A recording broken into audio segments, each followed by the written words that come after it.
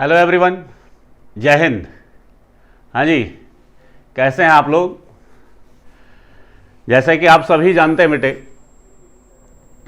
कि डीडीए के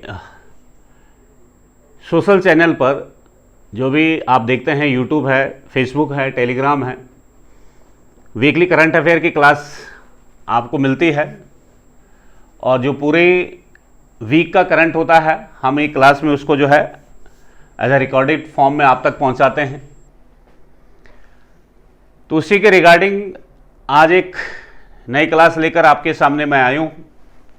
मैं जेएस बिस्ट जनरल स्टडी की फैकल्टी हूँ, दून डिफेंस एकेडमी देहरादून। हर एग्ज़ाम के लिए आप जानते हैं करंट अफेयर का एक इम्पॉर्टेंट रोल है और खासकर डिफेंस के सेक्टर में एनडीए सीडीएससी में करंट अफेयर अच्छा खासा पूछा जाता है। अदर भी एग्जामिनेशन जो भी देते हैं आप एग्ज़ाम, उसमें भी अच्छा खासा करंट आता है। तो आइए, आज सेट नंबर 10 है हमारे पास और इसमें जो इम्पोर्टेंट क्वेश्चन होंगे उनको डिस्कस करते हैं। तो आज का पहला क्वेश्चन आपके स्क्रीन के ऊपर है। क्वेश्चन में पूछा गया आपसे, क्वेश्चन में क्या पूछा गया है? The Keshu of which state, the Keshu of which state UT recently got its geographical indication GI tag? हाल ही में किस राज्य या केंद्र शासित प्रदेश के काजू को भौगोलिक संकेत टैग मिला है? भौगोलिक संकेत टैग मिला है। और आप जानते हैं कि GI टैग की शुरुआत रजिस्ट्रेशन एंड प्रोटेक्शन एक्ट बना था बेटा 1999 में। इसके तहत उन क्रॉप्स को जिनकी एक अपनी स्पेशलिटी होती है, एक खूबी होती है, एक विशेष क्षेत्र में इनकी पैदावार, इनका प्रोडक्शन होता है, उनके लिए ये जीआई टैग की शुरुआत की गई है 1999 से। और यहां पर आपके सामने जो इसका डिस्क्रिप्शन दे रखा है कि हाल ही में गोवा के काजू को जीआई टैग प्राप्त हुआ है। भौगोलिक संकेत जीआई टैग उन उत्पादों को दिया जाता है जो किसी विशेष भौगोलिक क्षेत्र में उत्पन्न होते हैं, जैसे कि आप देख पा रहे हैं। विशिष्ट विशेषता को दर्शाते हैं। काजू पुर्तगाली जो नाम है, पोर्तुगीज जो नेम है केजू या फिर काजू, है ना, इससे निकलकर बना है ना। और काजू की जैविक खेती या काजू का जो गोवा में काजू होता है वो जैविक है और स्वाद में बेहतर है और इसका उत्पाद अनोखा है। तो आंसर क्या होगा बेटा? इसका आंसर होगा गोवा। आंसर क्या होगा? आंसर होगा इसका गोवा। तो कहां हो रहा है? गोवा में। याद रखेंगे, आंसर क्या होगा? आंसर होगा गोवा। क्लियर है बात? जैसे कि आप पिक्चर में भी देख पा रहे हैं। नेक्स्ट क्वेश्चन लिखा है, अभी बहुत बोल सकते हैं तो करंट में जो है हाल फिलहाल में जो चल रहा है, आपने सुना है इजराइल और हमास को लेकर, फिलिस्तीन को लेकर, है ना। तो what is the name of operation? आपसे ऑपरेशन की बात कर रहा है, याद रखना। Launched by India to bring back its citizens from Israel and Palestine. यानी इजराइल और फिलिस्तीन से भारत सरकार के द्वारा कौन सा ऑपरेशन चलाया गया कि अपने नागरिकों को वहां से, उस देश से बाहर निकाला जाए, है ना। आपको पता है कि फिलिस्तीन के जो कुछ टेररिस्ट थे, है ना, उन्होंने जो हमास में एंट्री की, खासकर हमास में नहीं, इजराइल में हमास के जो ही टेररिस्ट थे जो फिलिस्तीन में रहा करते थे, है ना। तो फिलिस्तीन घाना आपका हमास में एंट्री की और गाजा पट्टी आप जानते हैं, तो वहां पर जो है काफी नुकसान भी हुआ इजराइल की तरफ से भी, बोथ साइड से। तो यहां पर गवर्नमेंट के द्वारा जो अपने नागरिकों को भारत लाया गया इन दोनों जगहों से, तो कौन सा ऑपरेशन चलाया गया था? आंसर होगा ऑपरेशन अजय। आंसर क्या होगा? आंसर होगा बेटा ऑपरेशन अजय। तो आंसर इसका ए होना है। तो ऑपरेशन अजय में शुरू करने की घोषणा का उद्देश्य था इजराइल और फिलिस्तीन दोनों से भारतीय नागरिकों को वापस लाना है। गाजा से हमास आतंकियों द्वारा इजराइल के खिलाफ किए गए हमलों और इजराइल की जवाबी कार्रवाई में हजारों लोग मारे गए और घायल हुए, जैसे कि आप देख पा रहे हैं ऑपरेशन अजय। याद रखना, operation Ajay. Clear?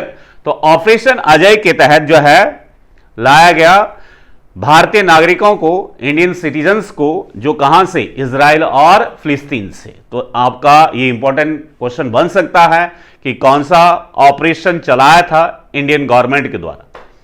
Next question लिखा है, which Indian state UT launched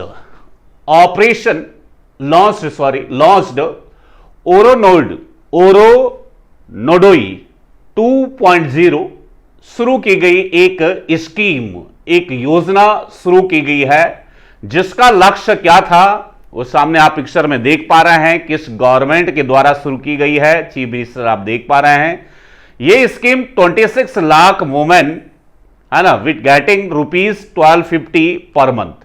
यानी इस स्कीम के तहत, इस योजना के तहत लगभग 26 लाख महिलाओं को 1250 रुपए है ना मंथली जो है एक छोटी सी धनराशि दी जाएगी, उनके अकाउंट में आएगी, सीधे 10 तारीख को सीधे उनके बैंक खाते में ये जमा हो जाएगी। तो किस स्टेट या यूनियन टेरिटरी ने ये अभी घोषणा की है, ये स्कीम लॉन्च की है? तो आपका आंसर होगा इसमें, जैसे कि आप पिक्चर में भी देख पा रहे हैं, आंसर होगा क्या? असम। असम गवर्नमेंट ने ओरोनोडोई 2.0 स्कीम को क्या किया है? लॉन्च किया है। यह भी आपको याद रखना है। क्लियर? नेक्स्ट क्वेश्चन है, which state has recently unveiled statue of Lachit Borphukan.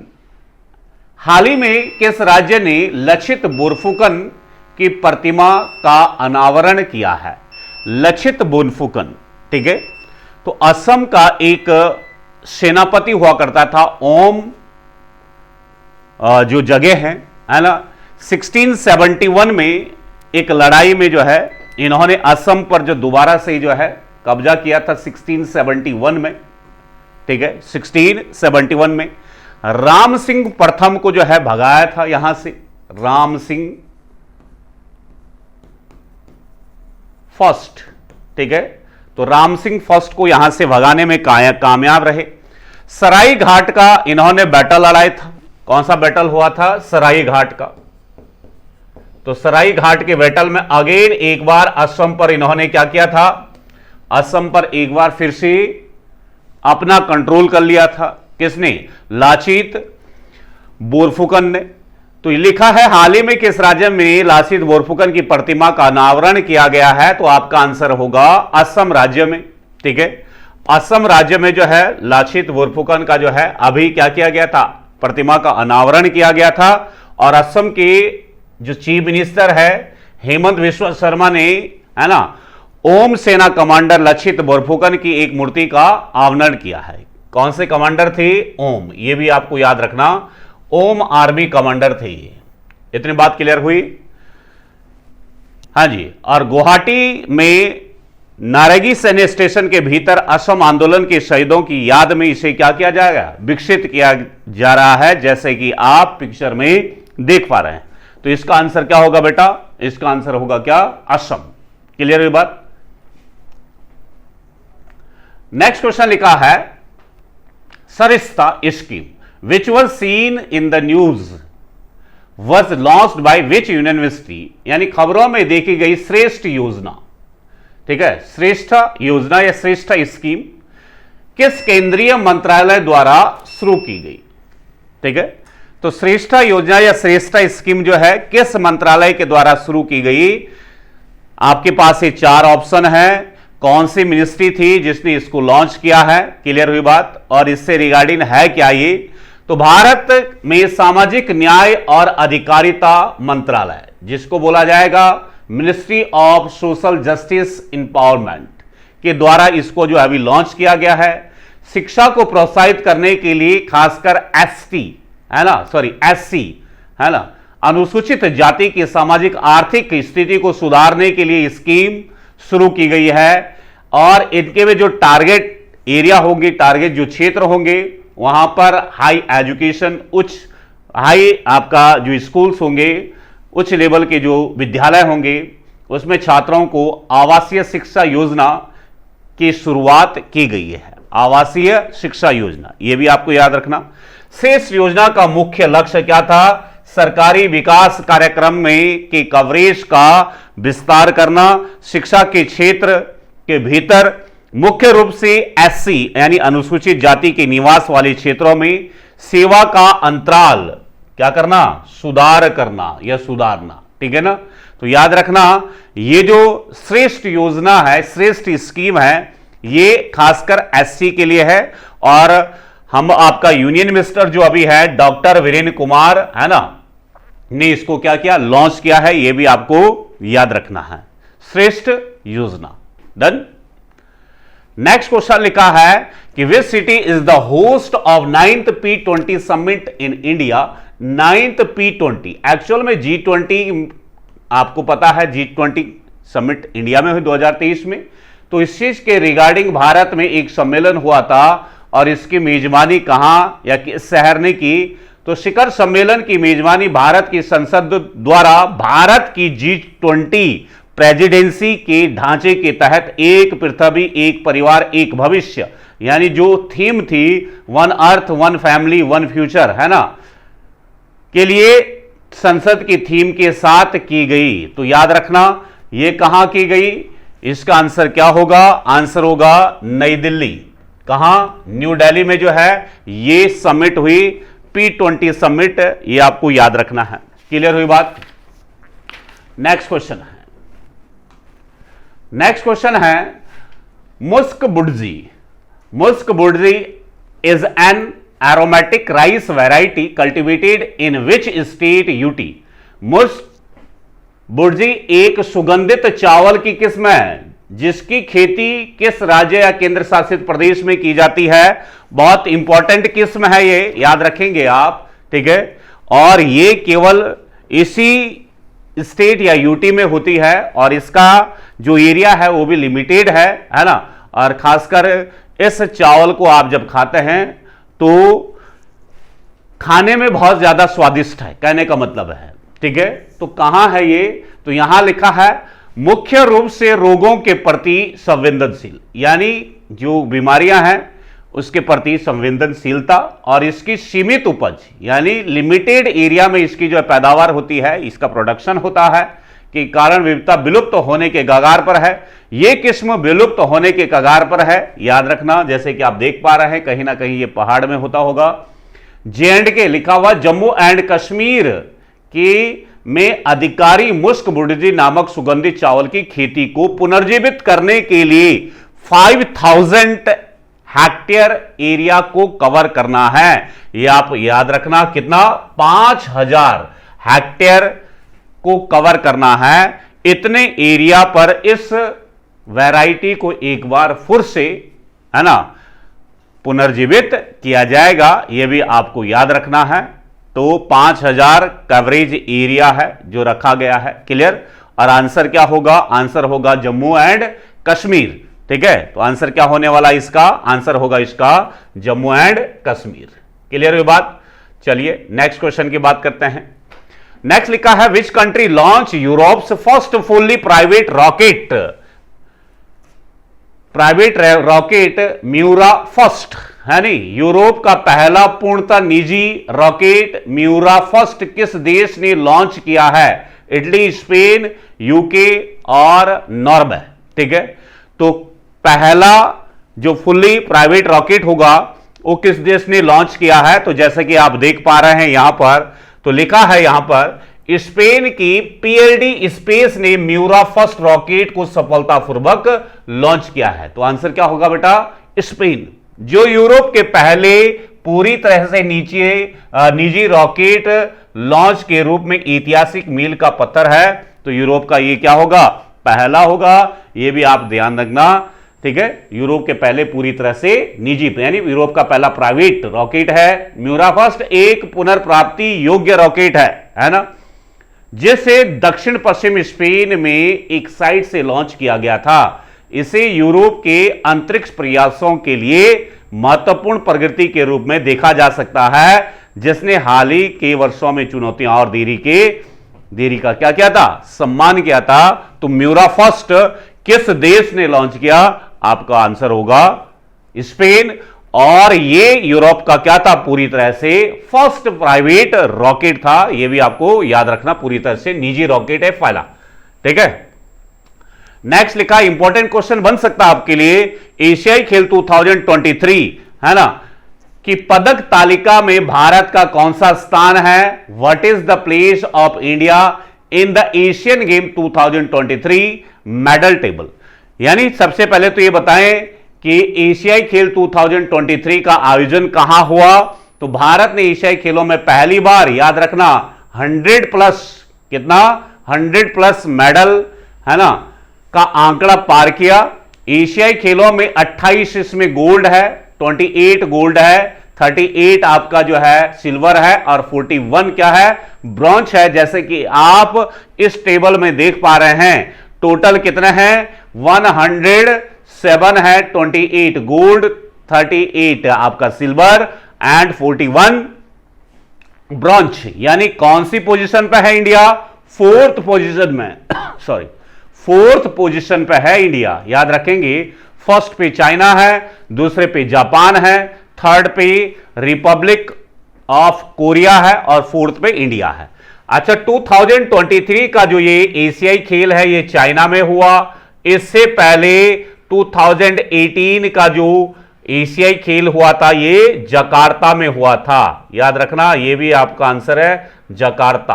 ठीक है, इंडोनेशिया की कैपिटल जकार्ता है। और यहां पर जो है इंडिया ने जो जकार्ता में हुआ था, टोटल कितने मेडल लाए थे? 70।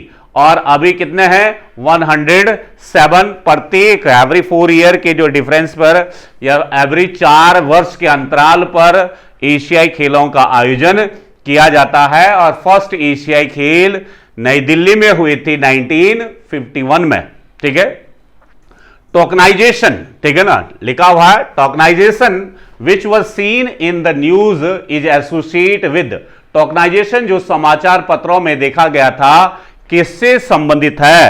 टोकनाइजेशन। ठीक है, तो टोकनाइजेशन किससे है? क्रिप्टो करेंसी है, भुगतान सुरक्षा, जैव प्रौद्योगिकी है या आर्टिफिशियल इंटेलिजेंस है? तो आंसर इसका बेटा पेमेंट सिक्योरिटी से है। ये टोकनाइजेशन आरबीआई के द्वारा लॉन्च किया गया था। क्या लिखा है? सितंबर 2021 में कार्ड ऑन फाइल टोकनाइजेशन की शुरुआत की और 1 अक्टूबर 2022 से इसको कार्यान्वित किया गया।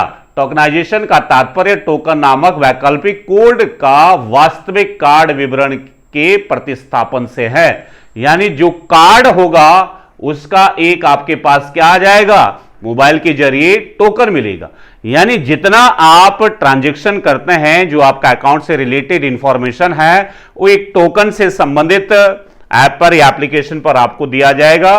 वर्तमान में कार्ड ऑन फाइल टोकन केवल व्यापारियों के लिए या के एप्लीकेशन या वेब पेज पर के माध्यम से बनाया जा सकता है। आरबीआई ने अब सीधे जारीकर्ता बैंक स्तर पर सीओएफ टोकन के निर्माण सुविधाएं शुरू करने का प्रस्ताव भी पारित किया है। एक प्रकार से आपके बैंक से रिलेटेड, खाते से रिलेटेड या आपके जो है बोल सकते हैं आईडी से रिलेटेड एक सिक्योरिटी आपका जो है ट्रांजैक्शन बोल सकते हैं इसको आप। ठीक है, नेक्स्ट क्वेश्चन है, the union cabinet has approved setting of central tribal university in which state. यानी केंद्रीय मंत्रिमंडल ने किस राज्य में केंद्रीय जनजाति विश्वविद्यालय की स्थापना को मंजूरी दी है? तो जैसे कि आप फिगर में देख पा रहे हैं, इमेज में देख पा रहे हैं कि तेलंगाना में मुलुगु जिले में, कहां? मुलुगु जिले में सरक्का केंद्रीय जनजाति विश्वविद्यालय, ठीक है, सरक्का मरक्का केंद्रीय जनजाति विश्वविद्यालय को की स्थापना के लिए कितना करोड़ रुपए दिया है? 889 करोड़ रुपीस, है ना, जो है यहां पर जो है इस ट्राइबल यूनिवर्सिटी को, ठीक है, इस सेंट्रल ट्राइबल यूनिवर्सिटी को लिखा है ना, क्या किया, संक्षेप किया है। तो इसका आंसर क्या होगा बेटा, इसका आंसर होगा तेलंगाना। इसका आंसर क्या होगा, तेलंगाना। अमाउंट ध्यान रखिएगा, ठीक है। तो इंपॉर्टेंट क्वेश्चन हो सकता है आपके लिए। नेक्स्ट क्वेश्चन है, which state UT band the cultivation of Pusa 44। याद रखना, पूसा 44 जो पैडी वैरायटी है, चावल की जो वैरायटी है पूसा 44 है ना, धान की किस्म की खेती को प्रतिबंध कर दिया है। तो पूसा 44 जैसे कि आप देख रहे पा रहे हैं कि पूसा 44 की इमेज है, लिखा है पानी की अधिक खपत के चलते, यानी इसको सिंचाई इरिगेशन के लिए वाटर की बहुत ज्यादा जरूरत होती है, और पानी की ज्यादा खपत और पराली उत्पादन के कारण आपने देखा होगा कि खेतों में जब धान की फसल फाइनल टच में होती है, तो जब धान को काटा जाता है तो उसके बाद पराली जो है खेतों में छोड़ दी जाती है। खासकर आपका समर सीजन की जब बात करते हैं, है ना, मार्च अप्रैल में, और उस समय पराली में जो है आग लग दी जाती है, टेम्परेचर थोड़ा बड़ा होता है, तो लोगों में जो है एक भय का माहौल होता है, जिसके कारण अगले साल से पूसा की धान की किस्म की खेती पर क्या कर दिया जाएगा, प्रतिबंध लगा दिया जाएगा। इसका मेन कारण है पंजाब, कि पंजाब में या पंजाब गवर्नमेंट ने जो है पूसा की जो आपका धान की जो वैरायटी है पूसा 44, उसको क्या कर दिया गया, उसको बैन कर दिया गया है, अभी बंद कर दिया गया है। क्लियर। नेक्स्ट क्वेश्चन है, which sport has been launched in the 2028 Los Angeles Olympics by the International Olympic Committee. तो अंतर्राष्ट्रीय ओलंपिक समिति द्वारा 2028 में लॉस एंजलिस ओलंपिक में किस खेल को शामिल किया। 2028 में होने वाले ओलंपिक जो लॉस एंजलिस में होने वाले हैं, वहां पर कौन से खेल और ऐड किए गए हैं, ये आपको याद रखना है। अंतर्राष्ट्रीय ओलंपिक समिति दे रखा आपके पास नीचे कि कार्यकारिणी बोर्ड ने क्रिकेट के खेल को लॉस एंजलिस ओलंपिक में शामिल करने का निर्णय लिया है। क्रिकेट आखिरी बार 1900 में ओलंपिक में खेला गया था। साल 2028 में होने वाले ओलंपिक में क्रिकेट के साथ साथ बेसबॉल, सॉफ्टबॉल, फ्लैग फुटबॉल, है ना, स्क्वैश और लैक्रोस के खेल को भी शामिल किया गया है। तो याद रखना, ठीक है। तो पेरिस में हुआ था 2000 का, 2024 में ओलंपिक पेरिस में होगा और 2028 में लॉस एंजलिस में होगा। इतनी बात क्लियर हुई। तो इस क्वेश्चन का आंसर क्या होगा भाई, बेसबॉल है, क्रिकेट है, स्क्वैश है, लगभग सभी इसका आंसर है ऑल ऑफ दीज, ठीक है, या ऑल ऑफ द अबव इसका आंसर होगा, ये आपको पता है। नेक्स्ट क्वेश्चन है वनडे क्रिकेट के इतिहास में 300 छक्के लगाने वाले, याद रखना 300 छक्के लगाने वाले पहले भारतीय बल्लेबाज कौन बन गए जिसने वनडे क्रिकेट में 300 छक्के लगाए हैं। तो सूर्य कुमार यादव है, विराट कोहली, हार्दिक पांड्या, रोहित शर्मा, जैसे कि आप पिक्चर में देख पा रहे हैं कि 300 छक्के लगाने वाले भारत के बल्लेबाज हैं कौन, रोहित शर्मा, है ना। इसके साथ ही रोहित शर्मा वनडे क्रिकेट के इतिहास में 300 छक्के लगाने वाले दुनिया के तीसरे बल्लेबाज बन गए हैं। पाकिस्तान के पूर्व बल्लेबाज कौन थे, शाहिद अफरीदी, क्रिकेट में सबसे ज्यादा 351 छक्कों के साथ सूची में सबसे ऊपर है, याद रखना। तो दुनिया के तीसरे हैं और टॉप पर कौन है, शाहिद अफरीदी है। इतनी बात क्लियर हुई। नेक्स्ट क्वेश्चन लिखा है, in which country did external affair minister S Jaishankar recently unveiled the statue of Rabindranath Tagore. विदेश मंत्री जयशंकर ने हाल ही में किस देश में रविन्द्रनाथ टैगोर की प्रतिमा का अनावरण किया है। जैसे कि आप देख पा रहे हैं रविन्द्रनाथ टैगोर की जो है ये स्टैच्यू है, प्रतिमा है। इन्होंने कहा कि वियतनाम में 1982 में रविन्द्रनाथ टैगोर के सम्मान में एक स्मारक डाक टिकट जारी किया गया था। वियतनाम एक दक्षिण एशियाई देश है और इसकी राजधानी हनोई है। तो वियतनाम ने जो है 1982 में रविन्द्रनाथ टैगोर के स्मारक पर अपना एक डाक टिकट का मतलब हुआ कि यहां पर जो है पोस्टेज स्टैम्प है वो शुरू किया था। तो इसका आंसर क्या होगा कि वियतनाम में जो है रविन्द्रनाथ टैगोर की प्रतिमा का अनावरण, है ना, विदेश मंत्री एस जयशंकर ने जो है अभी किया है। क्लियर हुई बात? तो ये भी आप याद रखेंगे। नेक्स्ट है, who has been elected as the newly elected prime minister of New Zealand. New Zealand के नवनिर्वाचित प्रधानमंत्री के रूप में किसे चुना गया है? ठीक है, आपके सामने 4 ऑप्शन हैं जो कि 42 नंबर के होंगे। कौन से नंबर के? 42वें नंबर के हैं। और 42वें नंबर के जो ये प्राइम मिनिस्टर बने हैं इनका नाम है क्रिस्टोफर लक्सन। ठीक है, तो लिखा है क्रिस हॉपिंग्स।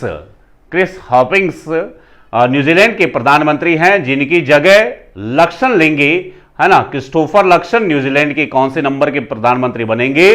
42 नंबर के प्रधानमंत्री बनेंगे। और अभी प्रेजेंट में जो है वो है क्रिस हॉपकिंस। उनकी जगह कौन आएंगे? Christopher Luxon. तो ये आपको याद रखना। आंसर इसमें क्या होगा? आंसर होगा ए। क्लियर? 42 नंबर के हैं। नेक्स्ट लिखा है, next, who has been nominated by World Athletics for this year athlete of the year. विश्व एथलीट द्वारा इस वर्ष एथलीट ऑफ द ईयर के लिए किसे नामित किया गया? यानी 2023 की बात हो रही है। तो याद रखना 2023 के लिए किसे नामित किया गया है? तो किसे नामित किया गया है भाई? तो आप जैसे कि देख पा रहे हैं आंसर होगा इसमें Neeraj Chopra, world athlete of the year. याद रखना नीरज चोपड़ा जेवलिन थ्रोअर है, यानी भाला फेंक है। और आपको पता है कि अभी डायमंड लीग में भी इन्होंने जो है 2nd पोजीशन ली है ना। तो यह भी आपको याद रखना है। नेक्स्ट लिखा है, which state has recently declared as Gangetic dolphin as the state aquatic animal, है ना। हाल ही में किस राज्य ने गंगा की डॉल्फिन को राज्य जलीय जीव घोषित किया है? ठीक है, तो आपके पास सामने 4 ऑप्शन हैं। और अगर हम गंगा डॉल्फिन की बात करें तो गंगा डॉल्फिन को 2009 में इंडियन यानी भारत सरकार ने राष्ट्रीय जलीय पशु के रूप में आपका जो है इसको डिक्लेयर किया था, घोषणा की थी, जैसे कि आप देख रहे हैं। इसका वैज्ञानिक नाम प्लेटनिस्टा गैंगटिका है ना, प्लेटनिस्टा गैंगटिका है। गंगा डॉल्फिन को IUCN रेड लिस्ट में लुप्त प्राय श्रेणी में रखा गया है। तो याद रखना ये धीरे धीरे लुप्त के कगार पर थी। इसको प्रोटेक्शन देने के लिए 2009 में भारत सरकार द्वारा गंगा डॉल्फिन को राष्ट्रीय जलीय पशु के रूप में मान्यता दी गई थी। तो अभी जिस स्टेट ने गंगा डॉल्फिन को as a state aquatic animal घोषित किया है उसका नाम है क्या? उत्तर प्रदेश। आंसर क्या होगा? उत्तर प्रदेश। ये आप जानते हैं। क्लियर हुई बात? नेक्स्ट क्वेश्चन है। नेक्स्ट क्वेश्चन लिखा है, what is the rank of India in the global hunger index GHI 2023। Global hunger index 2003 में भारत का स्थान कौन? ग्लोबल हंगर यानी भारत में भूखे रहने का अगर आंकड़ा देखा जाए तो कितने लोग भूखे रहते हैं भारत में, ठीक है, और वर्ल्ड में भारत किस पोजीशन पे है ये आपको बताना है।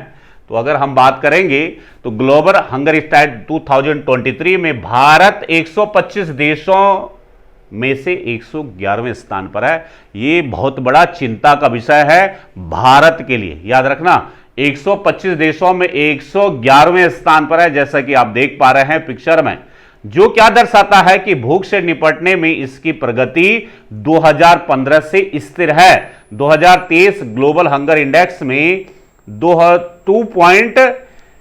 28.7 के स्कोर के साथ भारत का स्तर भूख जिसे गंभीर श्रेणी में रखा गया। यानी भारत की अगर हम पोजीशन की बात करेंगे तो भारत इस कैटेगरी में आ रहा है, इस चार्ट के अंदर आ रहा है जिसमें लिखा है सीरियस।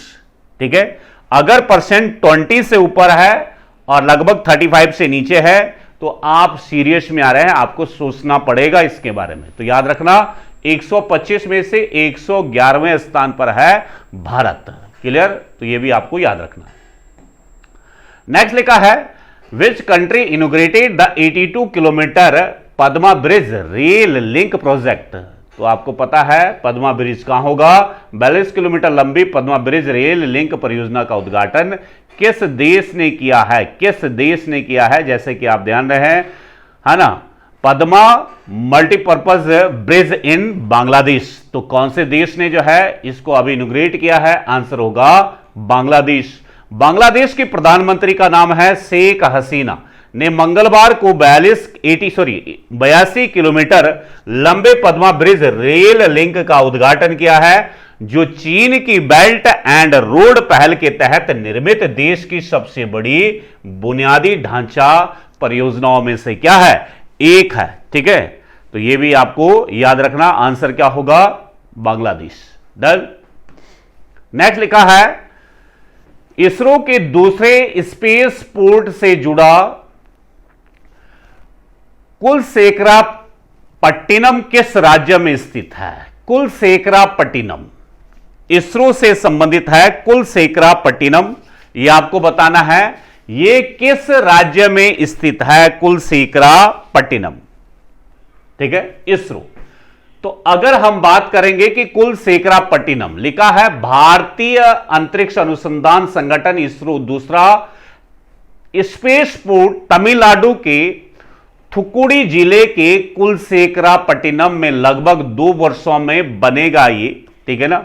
यह विशेष रूप से निजी क्षेत्र द्वारा विकसित छोटे उपग्रह प्रक्षेपण वाहनों के लिए समर्पित, यानी ये प्राइवेट, मतलब निजी क्षेत्र का मतलब है कि प्राइवेट सेक्टर का होगा। यहां से छोटे छोटे जो आपका सैटेलाइट है या व्हीकल है उनको लॉन्च किया जाएगा, है ना। अगर हम इसरो की बात करेंगे तो इसरो के प्रेजेंट जो चेयरमैन है एस सोमनाथन या सोमनाथ प्रेजेंट चेयरमैन है। इसरो को कब इस्टेब्लिश किया था, 15 अगस्त 1969 में। हरिकोटा आंध्र प्रदेश में लॉन्चिंग पैड है, आप जानते हैं सतीश धवन के नाम से, और हेडक्वार्टर इसका कहां है, बेंगलुरु में है। तो हेडक्वार्टर बेंगलोर में है इसरो का, तो इसका आंसर क्या होगा, तमिलनाडु। क्लियर हुई बात, आंसर क्या होगा, तमिलनाडु। नेक्स्ट है, which film has won the national film award for best film. किस फिल्म ने सर्वश्रेष्ठ फिल्म का राष्ट्रीय फिल्म पुरस्कार जीता है। आपके सामने ऑप्शन रखे गए, और ये जो नेशनल फिल्म अवार्ड अभी दिया गया ये 69 नंबर का है, 69। ठीक है, 69 नंबर का जो है फिल्म अवार्ड दिया गया है। तो यहां पर लिखा है राष्ट्रपति द्रौपदी मुर्मू 69 में राष्ट्रीय फिल्म पुरस्कार प्रदान किया, आर माधवन द्वारा निर्देशित। तो इसके जो डायरेक्टर हैं, डायरेक्टर का नाम है आर माधवन, ये भी आपको याद रखना, आर माधवन द्वारा ये निर्देशित है। रॉकी द नॉवी इनफैक्ट जैसे कि आप देख पा रहे हैं 2022 में इसको लॉन्च किया गया था, ये रिलीज हुई थी फिल्म का पुरस्कार दिया गया है। आलिया भट्ट को गंगूभाई काठियावाड़ी के लिए जो है बेस्ट एक्ट्रेस आलिया भट्ट, याद रखना, और कीर्ति सेनम को फिल्म मिमी के लिए बेस्ट एक्ट्रेस अवार्ड दिया गया।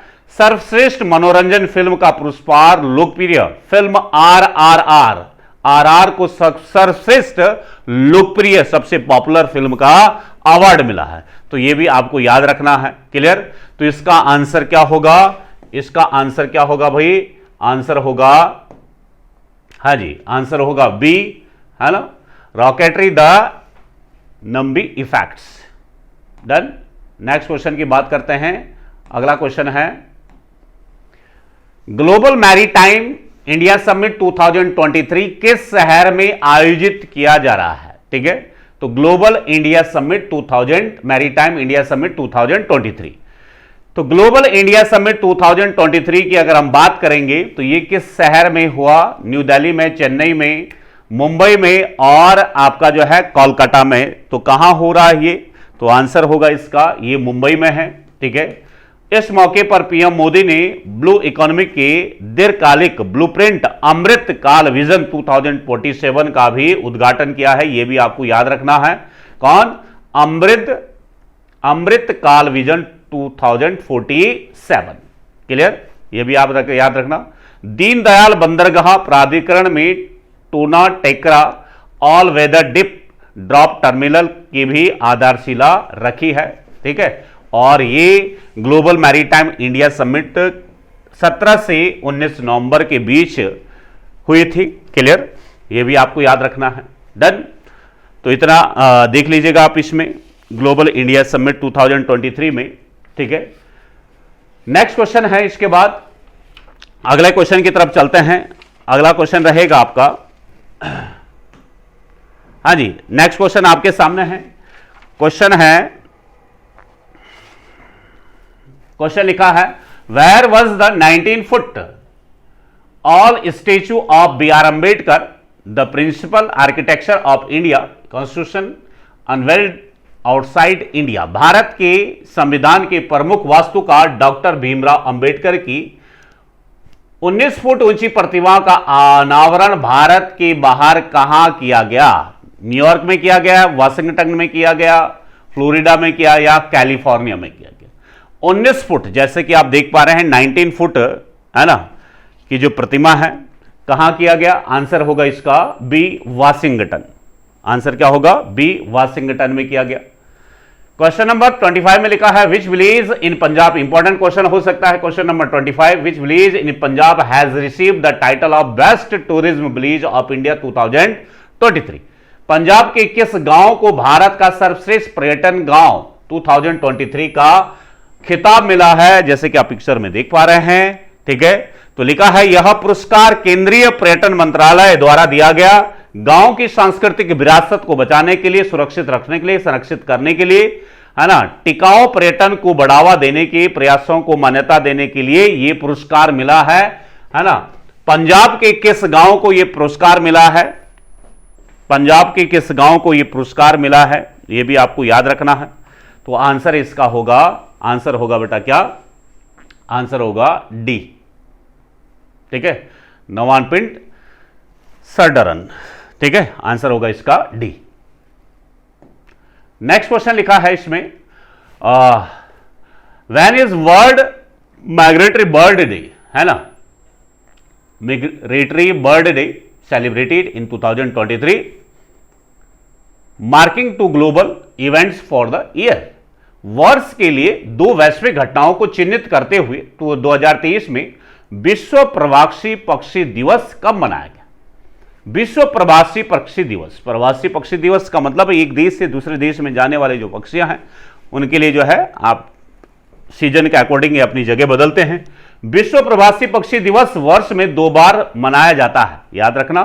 प्रत्येक का एक आदित्य फोकस होता है। 2023 में वसंत उत्सव 13 मई को और पतझड़ में 14 अक्टूबर को मनाया गया। तो आंसर होगा इसका क्या? आंसर होगा सी। आंसर क्या होने वाला है? सी। क्वेश्चन नंबर 27 में लिखा है, कौन सा प्रसिद्ध हॉलीवुड अभिनेता गोवा में 54वें अंतर्राष्ट्रीय फिल्म महोत्सव में सत्यजीत रे उत्कृष्ट फिल्म लाइफटाइम पुरस्कार प्राप्त करने के लिए तैयार है? यह इंपॉर्टेंट क्वेश्चन हो सकता है आपके लिए। ठीक है, तो 27 में लिखा है। ठीक है, तो कौन सा है इसके बारे में थोड़ा डिटेल में देख लें कि क्या लिखा है। उन्होंने कई पुरस्कार जीते हैं, ठीक है, जिनमें से 2 अकादमिक पुरस्कार और 4 गोल्ड ग्लोबल पुरस्कार शामिल है। गोल्डन ग्लोबल पुरस्कार शामिल है। उन्हें One Flew Over the Cuckoo's Nest, Fatal Attraction और वॉल स्ट्रीट जैसी फिल्मों में उनकी प्रतिष्ठित भूमिकाओं के लिए भी जाना जाता है। ठीक है, तो कौन है भाई, क्या नाम है? हाँ जी, क्लियर। तो आंसर क्या होगा इसका? आंसर होगा ए। आंसर क्या होगा?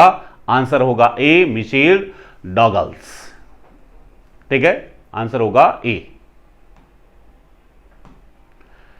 जैसे कि आप पिक्चर में देख पा रहे हैं। ठीक है, तो पिक्चर में जो देख पा रहे हैं 54th नंबर का है। आईफाजी लाइफ टाइम अवार्ड इनको दिया गया है, 54वां। ये भी आपको याद रखना है। क्लियर हुई बात?